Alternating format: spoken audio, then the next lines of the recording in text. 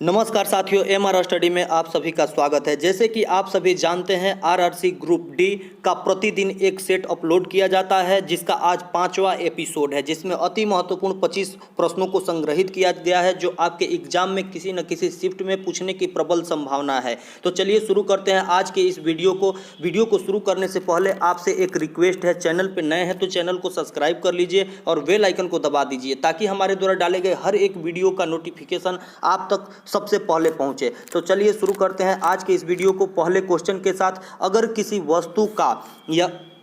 किसी वस्तु का भार पृथ्वी पर 600 न्यूटन है, तो चंद्रमा पर उस वस्तु का द्रव्यमान क्या होगा। साथ ही क्वेश्चन को ध्यान से पढ़ेंगे, नहीं तो कंफ्यूजन होगा। अगर किसी वस्तु का भार पृथ्वी पर, अर्थात यहाँ पे भार दिया हुआ है, W का मान दिया है 600 न्यूटन, 600 न्यूटन हमें दिया हुआ है, तो चंद्रमा पर उस वस्तु का द्रव्यमान क्या होगा। तो सबसे पहले हमको पृथ्वी पर उसका द्रव्यमान निकालना होगा। तो हमको वेट का फॉर्मूला क्या होता है, वेट इक्वल टू mg होता है, मास इंटू गुरुत्वीय त्वरण होता है। तो मास हमें वेट दिया हुआ है 600 न्यूटन और मास हमको निकालना है, तो जी का मान हम यहाँ पे 10 लेते हैं।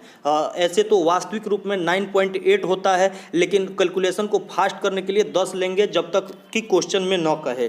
तो 10 यहाँ से द्रव्यमान कितना निकलेगा, एक जीरो से एक जीरो कैंसिल हो जाएगा और m का मान हमें निकल गया 60 kg। दोस्तों, आपको एक बात ध्यान देना होगा कि द्रव्यमान का मान पूरे ब्रह्मांड में कहीं नहीं बदलता है, हर जगह यह सेम रहता है द्रव्यमान का मान, जबकि भार का मान गुरुत्वीय त्वरण पर निर्भर करता है, अलग अलग स्थान पर अलग अलग उसका मान होता है। इसलिए द्रव्यमान हमारा पृथ्वी पर यदि 60 kg है, तो चंद्रमा पर भी उस वस्तु का द्रव्यमान 60 kg होगा, और आपका सही जवाब क्या होगा साथी, 60 kg होगा। चलते हैं इसी के साथ नेक्स्ट क्वेश्चन पे। नेक्स्ट क्वेश्चन हो जाता है, लोलक का आवर्तकाल किस पर निर्भर करता है। लोलक का आवर्तकाल किस पर निर्भर करता है साथी। तो सबसे पहले हमें आवर्तकाल का फॉर्मूला जानकारी होना चाहिए। तो T इक्वल टू क्या होता है, 2 पाई रूट अंदर L बाई जी होता है, रूट अंदर L बाई जी होता है। तो साथ ही इससे हमें ज्ञात होगा कि यहाँ पे पाई का मान कांस्टेंट होता है, यहाँ 2 कांस्टेंट है, तो हमें आवर्तकाल T का मान किस पे डिपेंड करेगा, लंबाई और गुरुत्वीय त्वरण पर डिपेंड करेगा। तो यदि G का मान क्या होगा, बढ़ेगा, तो आवर्तकाल का मान क्या होगा साथी, घटेगा। यदि G का मान कम होगा तो आवर्तकाल का मान क्या होगा, बढ़ेगा। तो यहाँ पे हम पे किस पे डिपेंड कर रहा है, G गुरुत्वीय त्वरण पर मान डिपेंड करेगा, किसका, आवर्तकाल का। तो इसलिए सही जवाब होगा आपका गुरुत्वीय त्वरण। चलते हैं इसी के साथ नेक्स्ट क्वेश्चन पे। नेक्स्ट क्वेश्चन है आपका, वर्षा की बूंद गोलाकार क्यों होती है। दोस्तों, वर्षा की बूंदें गोलाकार क्यों होती है, तो ध्यान देना होगा कि पृष्ठ तनाव के कारण, सरफेस टेंशन के कारण ही वर्षा की बूंद गोलाकार होती है। यदि कोई द्रव्य स्वतंत्र हो तो वह कम से कम स्थान घेरने का प्रयास करती है, चेष्टा करती है कि वह कम से कम स्थान घेरे।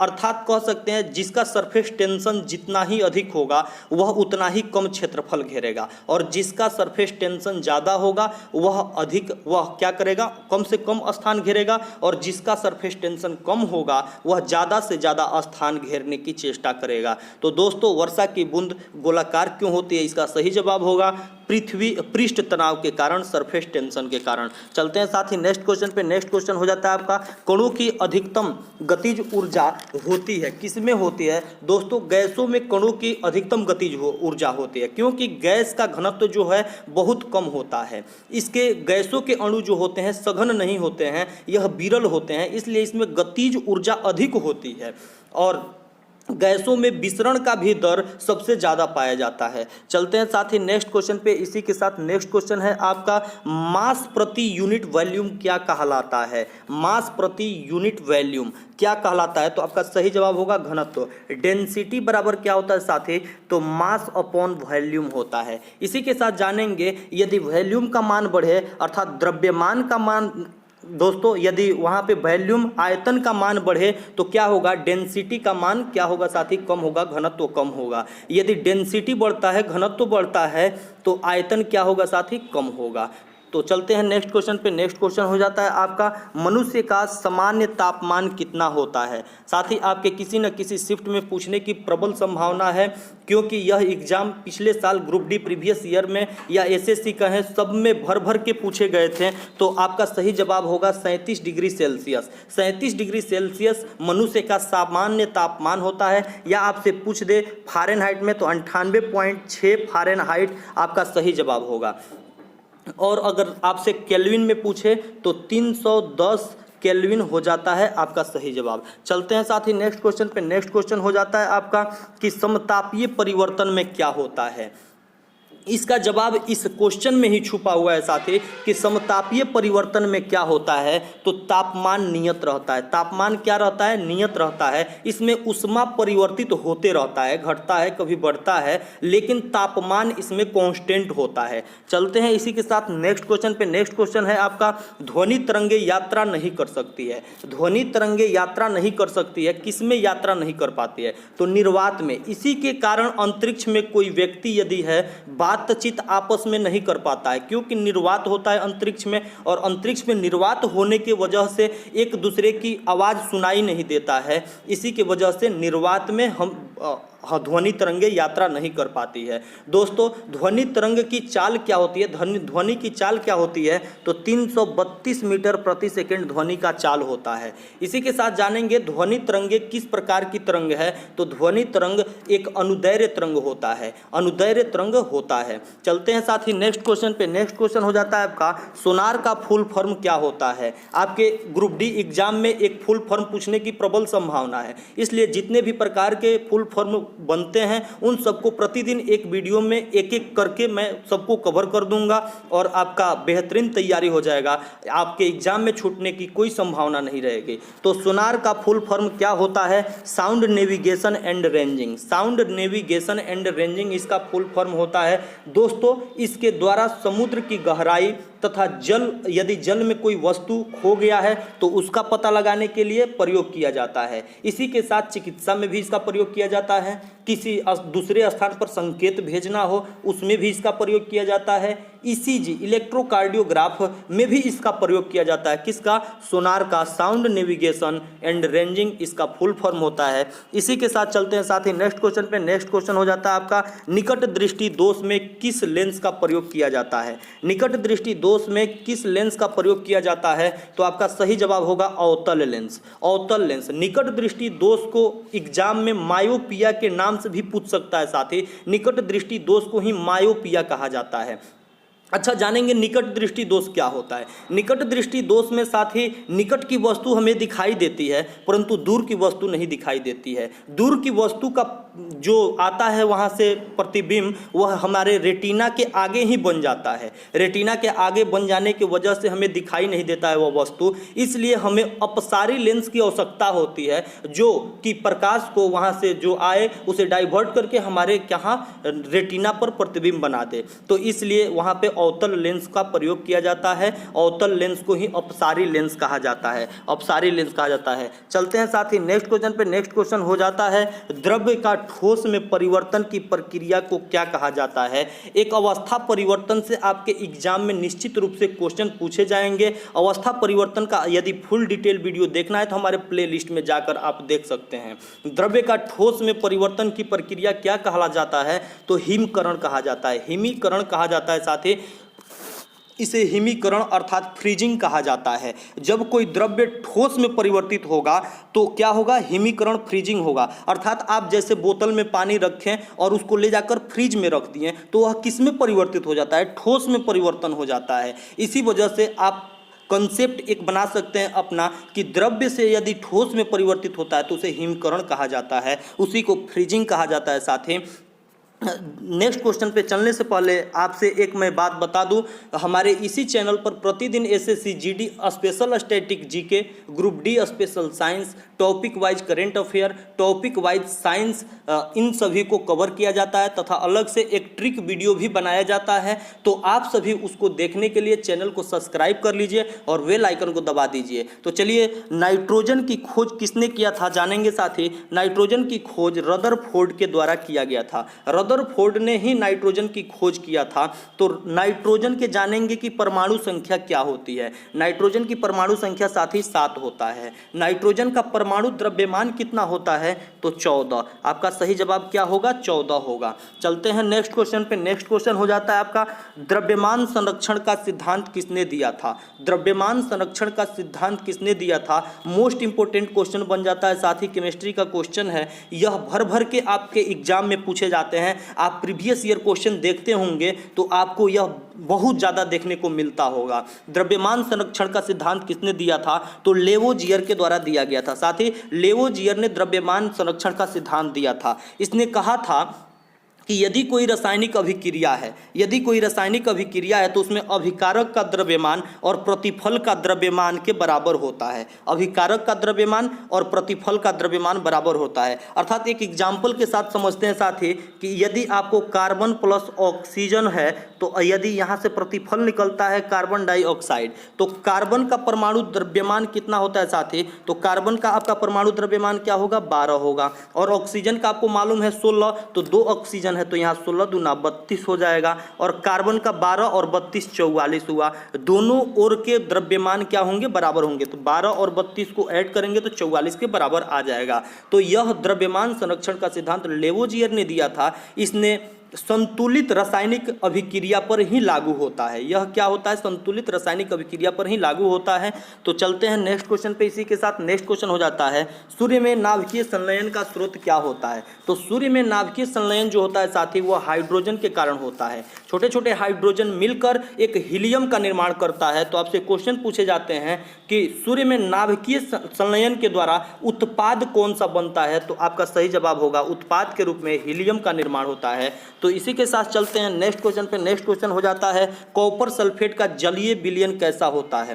कॉपर सल्फेट का जलीय विलयन कैसा होता है साथी, तो यह अम्लीय होता है। अम्ल के बारे में जानेंगे। यदि अम्ल नीला लिटमस पत्र को क्या करता है, लाल कर देता है। इसका मैं आपको एक ट्रिक बता रहा हूं, आपको याद रखना होगा अनिल याद रखेंगे साथी, तो अम्ल क्या करेगा, नीला को लाल में परिवर्तन कर देगा। अनिल याद रखेंगे तो अनिल अ से अम्ल हुआ और न से नीला और लाल में परिवर्तित कर देगा। ल से लाल होता है, तो अनिल याद रखेंगे, अम्ल नीला को लाल में परिवर्तित कर देता है। अम्ल का पीएच मान कितना होता है साथी, तो अम्ल का पीएच मान 7 से कम होता है। पीएच पैमाना की खोज किसने किया था, तो सोरेनसन के द्वारा किया गया था। और उदासीन विलयन का पीएच मान 7 होता है और क्षारीय विलयन के पीएच मान 7 से अधिक होता है। इस क्वेश्चन से इतनी जानकारी मिलती है आपको। चलते हैं नेक्स्ट क्वेश्चन पे। नेक्स्ट क्वेश्चन होता है आपका, आधुनिक आवर्त सारणी को किस प्रकार से सजाया गया है। आधुनिक आवर्त सारणी जो है साथी, जानेंगे कि यह किसके द्वारा दिया गया था। तो आधुनिक आवर्त सारणी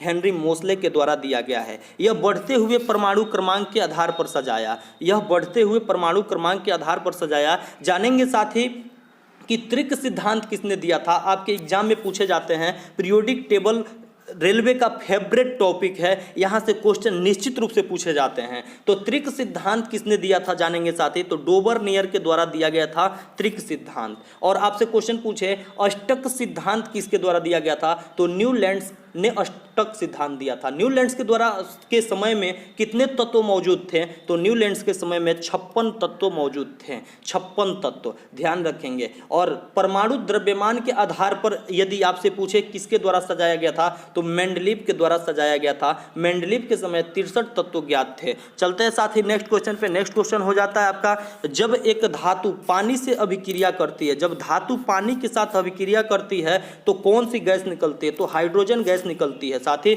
हाइड्रोजन का 3 समस्थानिक होते हैं। हाइड्रोजन के कितने समस्थानिक होते हैं, 3 समस्थानिक होते हैं। और जब यह हाइड्रोजन पानी के साथ अभिक्रिया, जब धातु के साथ अभिक्रिया करती है तो यह क्या, हाइड्रोजन गैस का निर्माण करती है। चलते हैं साथ ही नेक्स्ट क्वेश्चन पे। नेक्स्ट क्वेश्चन है, त्वचा की संरचना एवं कार्य का अध्ययन क्या कहलाता है। अर्थात कह सकते हैं त्वचा के अध्ययन को क्या कहा जाता है, तो डर्मेटोलॉजी होता है, डर्मेटोलॉजी। इसी के साथ आपसे क्वेश्चन पूछे जाएं, रक्त की अध्ययन को क्या कहा जाता है, अर्थात रुधिर के अध्ययन को क्या कहा जाता है, तो आपका सही जवाब हो जाएगा हिमेटोलॉजी।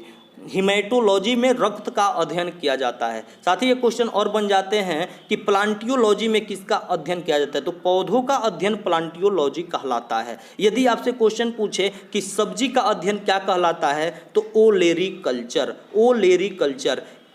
इन सभी ब्रांचेज ऑफ बायोलॉजी की फुल डिटेल क्वेश्चन जानने के लिए आप चैनल के प्लेलिस्ट में जाकर उसका वीडियो बनकर तैयार है, आप वहां से देख सकते हैं। चलते हैं साथ ही नेक्स्ट क्वेश्चन पे। नेक्स्ट क्वेश्चन है प्रोटीन का पाचन कहाँ होता है, प्रोटीन का पाचन कहाँ होता है। साथ ही मोस्ट इंपोर्टेंट क्वेश्चन है बायोलॉजी का, जो आपको निश्चित रूप से किसी न किसी शिफ्ट में पूछे जाएंगे, या एसएससी जीडी हो या रेलवे एनटीपीसी या ग्रुप डी में किसी न किसी शिफ्ट में आपको पूछे ही जाने वाला क्वेश्चन है, प्रोटीन का पाचन कहाँ होता है। तो आपका सही जवाब होगा छोटी आंत में। छोटी आंत में क्या केवल प्रोटीन का ही पाचन होता है? नहीं, वहां पे प्रोटीन, कार्बोहाइड्रेट तथा वसा, इन सभी का पूर्ण पाचन छोटी आंत में ही होता है। चलते हैं साथ ही नेक्स्ट क्वेश्चन पे। नेक्स्ट क्वेश्चन हो जाता है आपका पित्त का कार्य क्या होता है। पित्त का कार्य क्या होता है साथी, यह पित्त क्या कार्य करता है, बिल के द्वारा, बाइल, इसको क्या कहते हैं इंग्लिश में, बाइल कहा जाता है। बाइल का क्या कार्य होता है, तो पायसीकरण करता है।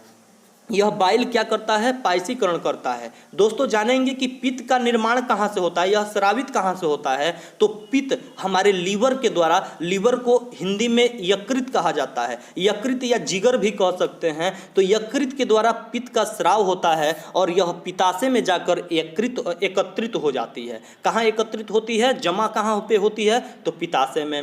और वसा का पायसीकरण करता है। पित्त किसका पायसीकरण करता है, वसा का पायसीकरण करता है। इतनी सारी जानकारी इससे मिलता है। चलते हैं नेक्स्ट क्वेश्चन पे। नेक्स्ट क्वेश्चन हो जाता है रक्त का कौन सा घटक भोजन, कार्बन डाइऑक्साइड और नाइट्रोजन युक्त कचरे का परिवहन करता है। मतलब क्वेश्चन का पूछने का तात्पर्य है रक्त का कौन सा घटक है। जैसे रक्त का घटक होता है आरबीसी, डब्ल्यूबीसी, प्लेटलेट्स, प्लाज्मा, ये सभी घटक हैं उनके। तो भोजन, कार्बन डाइऑक्साइड, नाइट्रोजन युक्त कचरे का परिवहन कौन करता है, तो आपका सही जवाब होगा प्लाज्मा के द्वारा किया जाता है। चलते हैं नेक्स्ट क्वेश्चन पे। नेक्स्ट क्वेश्चन हो जाता है आपका डायलिसिस किससे संबंधित है। डायलिसिस किससे संबंधित है, दोस्तों जानेंगे डायलिसिस किया कब जाता है और यह किससे संबंधित है। तो सबसे पहले जान लें कि डायलिसिस किडनी से संबंधित है। डायलिसिस किडनी से संबंधित है। दोस्तों यदि कोई बीमार व्यक्ति है जिसके किडनी खराब हो गए होंगे, तो उनका रक्त का शुद्धिकरण नहीं हो पाता है, तो रक्त शुद्धिकरण के लिए उनके शरीर से रक्त निकाल लिया जाता है और उसका अपोहन किया जाता है, डायलिसिस करके फिर उनके शरीर में डाल दिया जाता है। यही डायलिसिस की प्रक्रिया होती है। तो किडनी के खराब हो जाने से डायलिसिस का क्रिया किया जाता है। चलते हैं नेक्स्ट क्वेश्चन पे। नेक्स्ट क्वेश्चन है आपका मानव के शरीर में कितनी हड्डियां होती है। मानव के शरीर में कितनी हड्डियां होती हैं साथी, तो 29 हड्डियां पाई जाती हैं। और 29 हड्डियां यह कहाँ कहाँ पे होती है, तो कहाँ कहाँ होती है साथी, तो 8 कपाल पे हो जाएगा, 8 कपाल में होती है, 14 चेहरा में होती है। चेहरा में कितना होता है, 14 होता है। और कान में 3-3, तो 2 जोड़ा कान है, 1 जोड़ी कान है अर्थात 2 कान, तो 2 कान में मिलकर 6 हड्डियां हो जाती है। और 1 कंठ पर होता है, सबको ऐड करेंगे 14, 8, 22, 6, 28 और 1, 29। तो 29 हड्डियां आपके कहाँ पाई जाती हैं, तो सिर में पाई जाती हैं। आपसे यदि पूछे कि खोपड़ी में कितनी हड्डियां पाई जाती हैं, खोपड़ी में कितनी हड्डियां पाई जाती हैं, तो साथ ही आपका सही जवाब होगा 22। तो खोपड़ी यदि आपसे पूछ दे तो केवल चेहरा और कपाल की हड्डियां ऐड होती है। तो चेहरा और कपाल 14, 8, 22 सब मिलाकर खोपड़ी में 22 हड्डियां पाई जाती है और मानव के सिर में 29 हड्डियां पाई जाती हैं। चलते हैं इसी के साथ नेक्स्ट क्वेश्चन पे। नेक्स्ट क्वेश्चन है पुरुष में प्राथमिक यौन अंग कौन सा होता है, तो वृषण होता है, वृषण होता है। पुरुष में कौन सा एक हार्मोन का स्रावित होता है, तो वह टेस्टोस्टेरोन होता है, टेस्टोस्टेरोन हार्मोन का स्राव होता है। चलते हैं साथ ही नेक्स्ट क्वेश्चन पे। नेक्स्ट क्वेश्चन हो जाता है आपका कवक की कोशिका भित्ति किसकी बनी होती है। कवक की जो कोशिका भित्ति होती है साथी, वह काइटिन का बना होता है, काइटिन का बना होता है। पादप कोशिका में आपसे एक क्वेश्चन पूछे यदि पादप कोशिका में कोशिका भित्ति किसके द्वारा बनी होती है, तो वह सेल्यूलोज का बना होता है। साथ ही पादप कोशिका में कोशिका भित्ति सेल्यूलोज का बना होता है। तो इसी के साथ जानेंगे कि जंतु कोशिका में कौन सा अनुपस्थित रहता है, तो वह आपका सही जवाब होगा कोशिका भित्ति अनुपस्थित रहता है। तो आज के इस वीडियो में 25 क्वेश्चन को डिस्कस किया, तो फिर नेक्स्ट एपिसोड में आपको 25 क्वेश्चन मिलेंगे। तो यदि आप चैनल पर नए हैं तो चैनल को सब्सक्राइब करके बेल आइकन को दबा दीजिएगा, क्योंकि हमारे इसी चैनल पर प्रतिदिन SSC GD special static GK, group D special science, topic wise current affair तथा टॉपिक वाइज साइंस को कवर किया जाता है, वह भी फास्ट रिवीजन के साथ। आपके समय को ध्यान रखते हुए, आपको समय का वेस्टिंग बिल्कुल नहीं होता यहाँ पे। तो आप सभी चैनल के प्लेलिस्ट में जाकर इन सभी वीडियो को भी देख सकते हैं।